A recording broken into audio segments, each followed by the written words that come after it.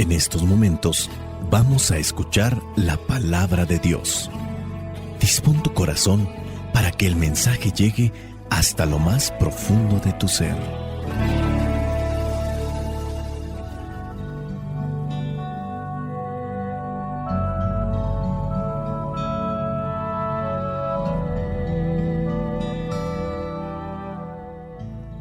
El evangelio que la iglesia nos presenta para el día de hoy corresponde a Lucas, capítulo 18, versículos del 9 al 14. Dice así: Jesús contó esta otra parábola para algunos que, seguros de sí mismos, por considerarse justos, despreciaban a los demás. 2 hombres fueron al templo a orar. El uno era fariseo y el otro era uno de esos que cobraban impuestos para Roma. El fariseo de pie oraba así: Oh Dios, te doy gracias, porque no soy como los demás, que son ladrones, malvados y adúlteros, ni como ese cobrador de impuestos. Yo ayuno 2 veces a la semana y te doy la 10ª parte de todo lo que gano. Pero el cobrador de impuestos se quedó a cierta distancia y ni siquiera se atrevía a levantar los ojos al cielo, sino que se golpeaba el pecho y decía: Oh Dios, ten compasión de mí, que soy pecador. Les digo que este cobrador de impuestos volvió a su casa ya justo, pero el fariseo no, porque el que a sí mismo se engrandece será humillado, y el que se humilla será engrandecido. Palabra de Dios, te alabamos, Señor. Señor Jesucristo, nuestro divino Salvador, enseñando a los hombres el fuego de tu amor. En el evangelio del día de hoy se nos presenta esta parábola de 2 hombres que están orando. Uno es el fariseo y otro es el cobrador de impuestos. Uno es el que es conocedor de la palabra, el conocedor de la ley, y el otro es conocedor de los impuestos, porque se dedica a cobrar los impuestos para Roma, y por eso los judíos no le querían. Pero tampoco querían al fariseo, porque tendía a ser de las personas que hablaba de la palabra, pero no la vivía. Jesucristo presenta esta parábola porque dice que entre los presentes hay algunos que se consideran justos por lo que hacen, y al considerarse justos desprecian a los demás. Aquí es donde está el problema. Cuando nos consideramos, nosotros nos autocalificamos. Es muy riesgoso autocalificarse. Cuando nosotros exaltamos las virtudes que podemos tener, pero las exageramos, podemos quedar mal ante los demás. Decir yo soy justo, yo soy humilde, yo soy bondadoso, yo soy... Si bien hay que reconocer las virtudes, no hay que exagerarlas en cada uno de nosotros. Tampoco así los defectos, porque tenemos todos defectos, pero también a veces hay algunas personas que le exageran y se presentan como lo peor. De un extremo se va a otro. El caso del que podría ser exagerado. Con relación al que es justo, no tendría por qué despreciar a los demás. La justicia se tiene que ver en muchos aspectos. No por considerarse uno justo, tiene que despreciar, humillar a los otros. La persona justa es comprensiva. Hablando de este desprecio que muchas veces hacemos, se da todavía en la actualidad.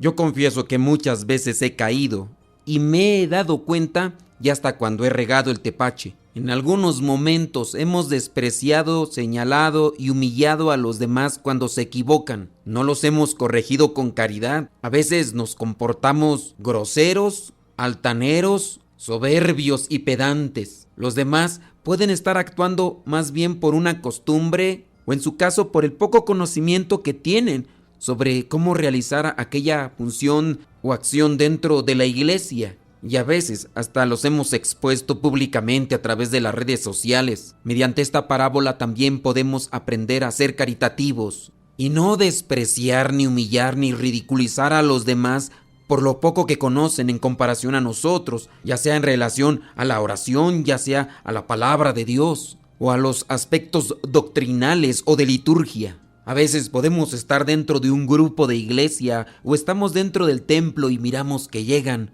otras personas con algunas características o con algunas formas de expresión religiosa que no son las correctas, que no son las propias, y los señalamos, los exhibimos, haciendo mofa de lo que estamos mirando. Mira esos ignorantes cómo le están haciendo. ¡Idólatras! Son unos ignorantes, por eso estamos como estamos, por eso nos critican los demás grupos cristianos, porque mira estos, ¿con qué cosas todavía andan? Con el señalamiento que hacemos, no les ayudamos a corregirse en sus posturas o actitudes de su relación con Dios. Y hablando de esas actitudes, podemos también meter entonces aquí lo de la oración. Veamos estos dos hombres. Uno es fariseo y el otro cobrador de impuestos, o como también se le dice, publicano. Se puede considerar que el fariseo sabía orar, pero había aprendido a orar sin duda al modo como también los otros fariseos oraban. El publicano, el cobrador de impuestos, está haciendo una oración más de lo que le dice su corazón, de lo que él siente ante la presencia de Dios, y no tanto de lo que le han enseñado, ya sea en su casa o ya también ahí en la sinagoga. La oración ante Dios tiene que salir del corazón. De esa manera Dios la escucha. Una oración llena de soberbia obviamente no sale del corazón. Dios quiere que le hablemos desde el corazón. Hay que aprender a orar y también hay que enseñar a los demás cuando estén equivocados, y hay que hacerlo con caridad. Hablando de respirar, dicen que muchos de nosotros no sabemos respirar. Regularmente utilizamos la boca para respirar y cuando utilizamos la nariz no lo hacemos de manera profunda. Si lo hiciéramos bien, la sangre se oxigenaría. De igual manera, con la oración, si sabemos hacer oración desde el corazón, también nuestra alma se va a oxigenar. Te hago una pregunta a ti. De la oración que realizas comúnmente, ¿lo haces conforme a te lo han enseñado tus papás, tus abuelitos, o conforme te lo han enseñado en la iglesia? El cobrador de impuestos dentro de la parábola que presenta Jesús, como hace una oración sentida del corazón, dice en el versículo 14 que vuelve a su casa ya justo, pero el fariseo no. Podríamos aquí resaltar los frutos de la oración que sale del corazón. Hay que buscar primeramente el silencio. Hay que buscar también en la medida de lo posible un lugar idóneo para hacer esta oración. Debemos de cuidar nuestros ritmos. Yo hablo, después espero a que Dios me responda, guardo silencio. También hay que analizar lo que vamos a decirle a Dios. Hay que analizar nuestra vida. Hay que también buscar posturas cómodas para hacer la oración. Hay que tener cuidado también con los cansancios del cuerpo, porque a veces uno busca hacer la oración, pero el cansancio de cuerpo vence. Y lejos de hacer oración, hacemos dormitación. Si no estamos acostumbrados a hacer oración por periodos largos, hay que acostumbrarnos a hacer oración con periodos pequeños, pero poco a poco tenemos que agarrar el ritmo. No solamente en la oración hay que pedir a Dios las necesidades espirituales o materiales, también debemos de darle gracias por todo lo que nos ha dado. Hay que reconocer ante su presencia lo que somos, pedirle perdón por nuestras muchas fallas, por nuestros descuidos, por nuestra apatía, nuestra superficialidad, nuestra omisión para hacer el bien. La oración no es un cambalache, no es un intercambio. Yo hago estas oraciones, pero tú me tienes que dar esto, Dios.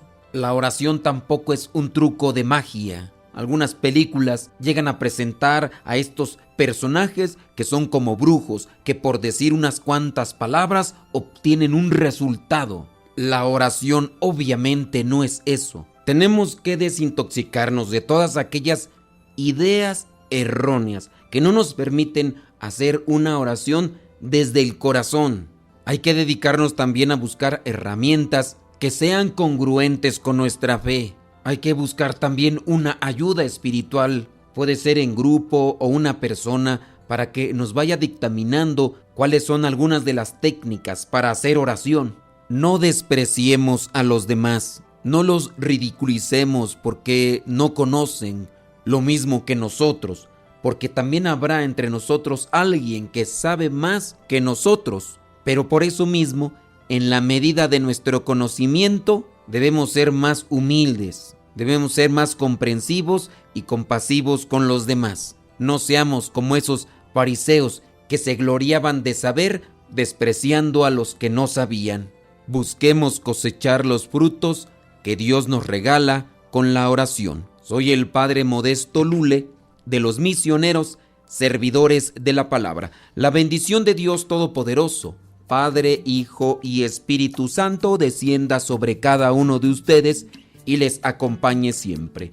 Vayamos a vivir la palabra. Lámpara es tu palabra para mis pasos, luz en mi sendero. Lámpara es tu palabra para mis pasos, luz en mi sendero.